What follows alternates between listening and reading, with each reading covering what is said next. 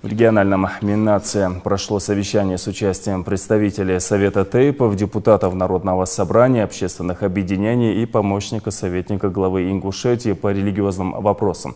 Основной темой обсуждения стала поддержка вынужденных переселенцев из Северной Осетии и Ингушетии, проживающих на территории соседнего региона. Ранее этот же вопрос обсуждался с участием глав двух регионов на встрече с полпредом президента России в СКФО Олега Белавинцева.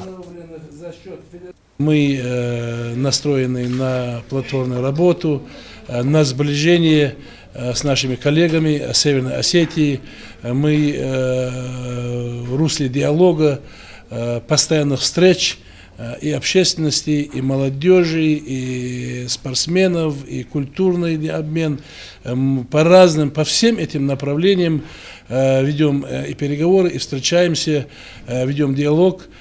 Конечно, в будущем мы с каждым днем все ближе и ближе, мы находим понимание у наших соседей Северной Осетии.